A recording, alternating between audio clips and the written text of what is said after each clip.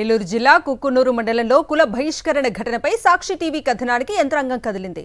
కుక్కునూరు మండలం వింజరం గ్రామంలో తెలుగుదేశం పార్టీకి చెందిన నాయకుడు ఒక కుటుంబ వ్యవహారంలో జోక్యం చేసుకుని మహిళను బెదిరించి విచక్షణారహితంగా దాడి చేసి కుల బహిష్కరణ చేశాడు.